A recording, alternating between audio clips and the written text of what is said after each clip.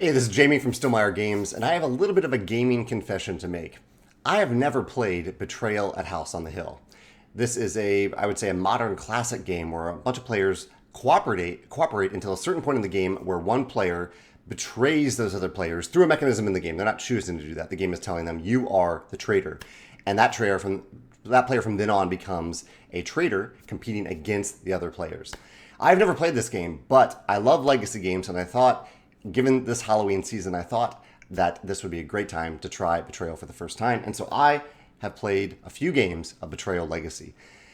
This video will be completely spoiler free in that I'll talk about the mechanisms without any spoilers. And the first mechanism I want to mention is the obvious one, which is this idea that you start out a game cooperatively and it becomes a traitor game. It becomes a one versus many game, but that's outside of the decision of the players. There are other cooperative games that have a traitor, but usually, almost always really, you know that information going into the game. I think there's a few exceptions. Nemesis may have a little bit of an exception to that, but Betrayal is like I think the first game that did that, where you don't know that you're the traitor until a certain point in the game, and you don't have control over whether or not you're the traitor. The game tells you you are the traitor now. I think that overall mechanism is really cool. But I think my favorite mechanism in the game is how it incorporates secrets into the game in multiple levels. And again, I'll hold up a photo here. This is not spoiler. This is exactly how I started the game with my player mat here. And the very starting setup, we were here in this house that would eventually become haunted, or will become haunted. But yeah, the game has a ton of different secrets in the game. There are a number of times where you'll draw a card and it will say, don't read this out loud to the other player. So all of a sudden you have information that the other players don't have. It may not be related to you being the traitor at all. It might just be a little secret that you have that the other players don't. I really, really like that. It fits really, really well into the tension, the mystery, the theme of the game itself. You have secrets there.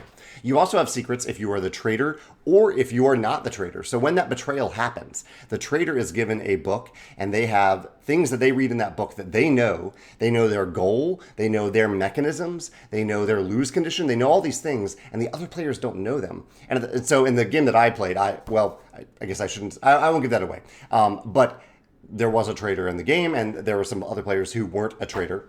Again, we played 2 sessions of this game, of the Legacy game.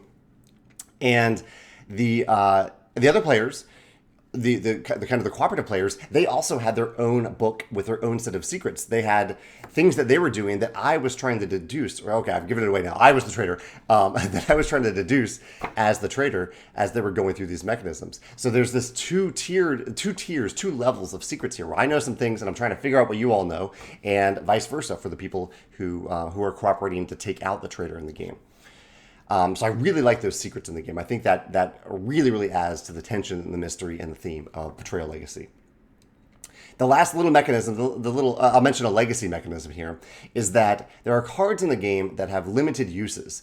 And so you get to decide when you have these, say, item cards, if you want to check a box or not on that card to actually use it. So it might be, I'll pick a random one. It might be a clock. I'm looking at a clock right now. It might be a clock, and if you want to use that clock for a special gear mechanism or something to give you extra health or extra time or something, an extra turn, say, then you have to check off a box on that card, and then it goes back into the discard pile, showing that you've used it and you've checked off that box.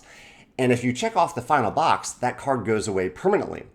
However, if you haven't checked off that final box, it stays in circulation, so it'll show up to help you in future games.